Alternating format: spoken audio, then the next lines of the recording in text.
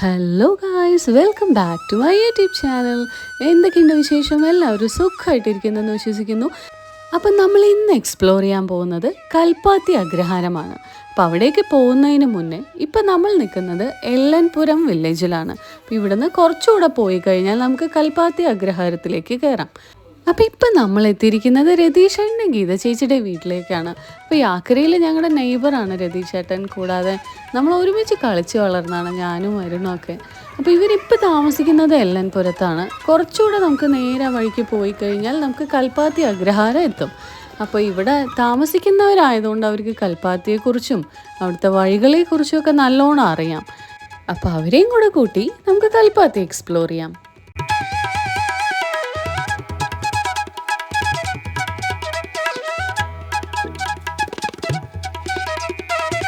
ആദ്യം തന്നെ നമ്മൾ വന്നത് ശ്രീ ലക്ഷ്മിനാരായണ ക്ഷേത്രത്തിലേക്കാണ്. ക്ഷേത്രത്തിൻ്റെ മുന്നിൽ തന്നെ വലിയൊരു ആൽമരം ഉണ്ട് കേട്ടോ. എന്ത് ഭംഗിയാണത് കാണാനല്ലേ.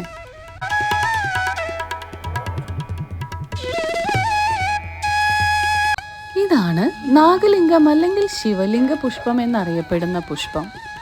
ശിവലിംഗത്തിൻ്റെ ആകൃതിയിലുള്ള പുഷ്പമായതുകൊണ്ടാണ് ഇതിന് അങ്ങനെ ഒരു വിളിപ്പേര് വന്നത്.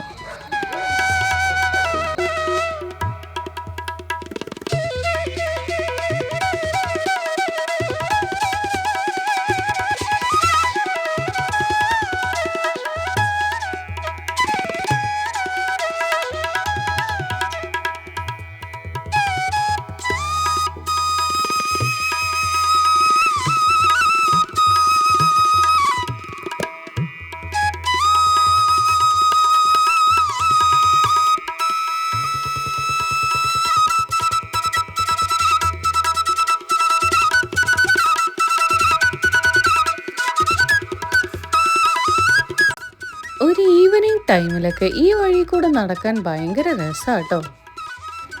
ഇത് ഗീത ചേച്ചിയുടെ വല്യച്ഛൻ്റെ വീടാണ്. ഏകദേശം ഒരു 100 വർഷത്തോളം പഴക്കമുണ്ടാവും. അപ്പം എന്തൊക്കെയാണ് ഉള്ളിലുള്ള കാഴ്ചകളെന്ന് നമുക്ക് പോയി നോക്കാം.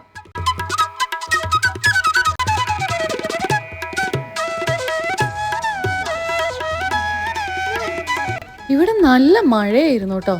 മഴയത്ത് ഏതോ തെങ്ങൊക്കെ വീണിട്ട് ഇവിടുത്തെ കരണ്ട് പോയിരിക്കുന്ന സമയത്താണ് നമ്മൾ എത്തിയത്.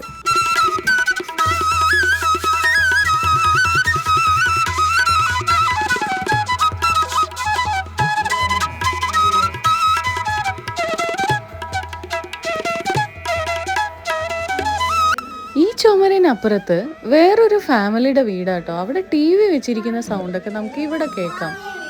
ഇതൊക്കെയാണ് അഗ്രഹാരത്തിൽ താമസിക്കുന്നതിൻ്റെ പ്രത്യേകത കേട്ടോ. എല്ലാ ഫാമിലീസും തമ്മിൽ എപ്പോഴും ഒരു ബോണ്ട് ഉണ്ടാവും. വീട്ടിലെ പണികളൊക്കെ കഴിഞ്ഞ് ഒരു ഈവനിങ് സമയമാകുമ്പോൾ ഈ ആലിൻ്റെ ചോട്ടിൽ വന്ന് ഇരിക്കാറുണ്ട് അത്ര ഇവരെല്ലാവരും. എന്തൊരു പോസിറ്റീവ് എനർജി ആണല്ലേ ഇവിടെ.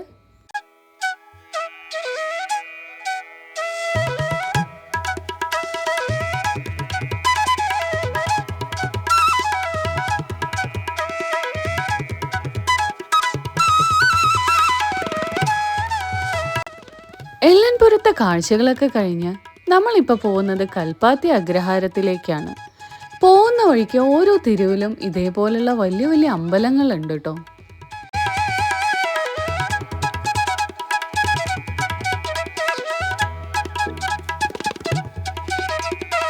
ഇതാണ് ശ്രീ മന്ദക്കര മഹാഗണപതി ക്ഷേത്രം. കൽപ്പാത്തി രഥോത്സവങ്ങളിൽ പങ്കെടുക്കുന്ന ക്ഷേത്രങ്ങളിൽ ഒന്നാണ് മന്ദക്കര മഹാഗണപതി ക്ഷേത്രം. കൽപ്പാത്തി അഗ്രഹാര വീതിയിലൂടെയാണ് നമ്മളിപ്പോൾ പൊക്കോണ്ടിരിക്കുന്നത്. പാലക്കാട് ജില്ലയിലെ ഒരു ബ്രാഹ്മണ ഗ്രാമമാണ് കൽപ്പാത്തി. ടൗണിൽ നിന്ന് ഏകദേശം 2 കിലോമീറ്റർ ദൂരത്തിൽ നിളതീരത്ത് സ്ഥിതി ചെയ്യുന്ന ഒരു അഗ്രഹാരമാണ് കൽപ്പാത്തി. കാശിയിൽ പാതി കൽപ്പാത്തി എന്നൊരു പഴഞ്ചൊല്ല് തന്നെയുണ്ട്. ഇവിടെ തമിഴ് ബ്രാഹ്മണരാണ് കൂടുതലായിട്ടുള്ളത്. കൽപ്പാത്തിയിലെ രഥോത്സവം വളരെ പ്രസിദ്ധമാണ്. എല്ലാ വർഷവും തുലാം 28, 29, 30 ദിവസങ്ങളിൽ കൽപ്പാത്തി വിശാലാക്ഷി സമേത വിശ്വനാഥ സ്വാമി ക്ഷേത്രത്തിലാണ് കൽപ്പാത്തി രഥോത്സവം നടക്കുന്നത്. കേരളത്തിലെ ഏറ്റവും ആകർഷകമായ ഉത്സവങ്ങളിൽ ഒന്നായ ഇത് പാലക്കാടിൻ്റെ സാംസ്കാരിക ആഘോഷം കൂടെയാണ്. ക്ഷേത്രത്തിന് ഏകദേശം 700 വർഷത്തോളം പഴക്കമുണ്ടെന്ന് കരുതുന്നു. നമ്മളിപ്പോൾ വണ്ടി നിർത്തിയിരിക്കുന്നത് കൽപ്പാത്തിയിലെ ഏറ്റവും ഫേമസ് ആയിട്ടുള്ളൊരു മാമിയെ കാണാനാണ്. ഏകദേശം ആളെ മനസ്സിലായോ? അതെ, അച്ചാർ മാമിയെ കാണാനാണ് നമ്മളിപ്പോൾ പോകുന്നത്.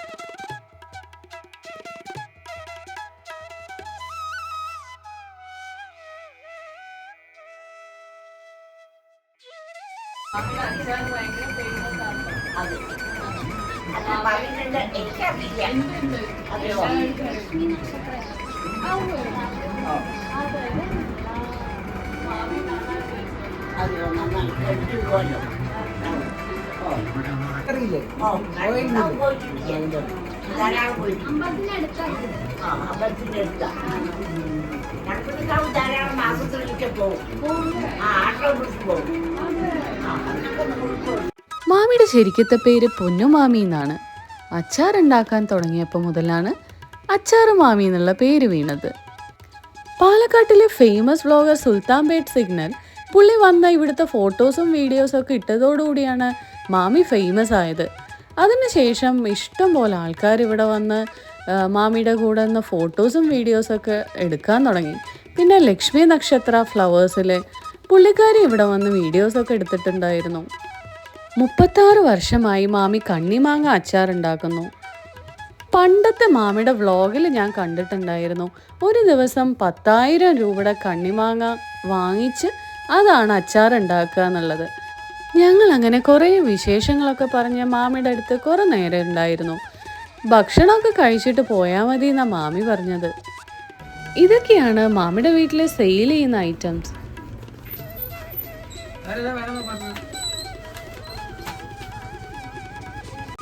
അങ്ങനെ മാമിയോട് ബൈ ബൈ ഒക്കെ പറഞ്ഞ് കൽപ്പാത്തിയുടെ അഗ്രഹാര വീതിയിലൂടെ ഞങ്ങൾ കുറച്ചു നേരം നടന്നു.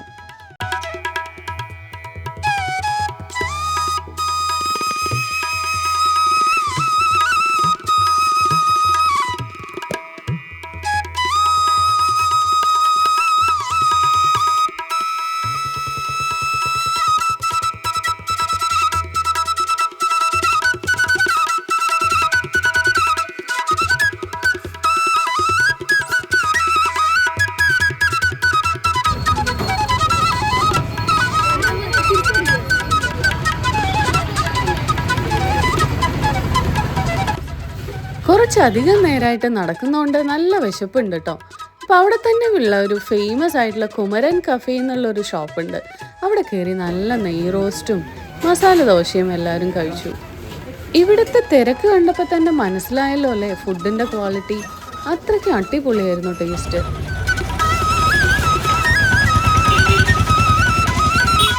മോഹൻലാലിൻ്റെ വിയറ്റ്നാം കോളനി എന്ന് പറഞ്ഞ സിനിമയിലെ പവനരച്ചെഴുതുന്ന കോലങ്ങൾ എന്ന പാട്ട് ഷൂട്ട് ചെയ്ത വീടാണിത്.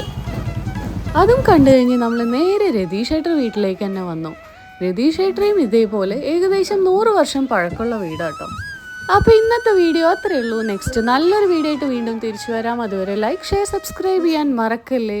പിന്നെ നമ്മുടെ ഗീത ചേച്ചി ആനപ്പട്ടം ഉണ്ടാക്കി കൊടുക്കുന്നുണ്ട് കേട്ടോ. വേണ്ടവർ ഈ നമ്പറിൽ കോൺടാക്ട് ചെയ്തു.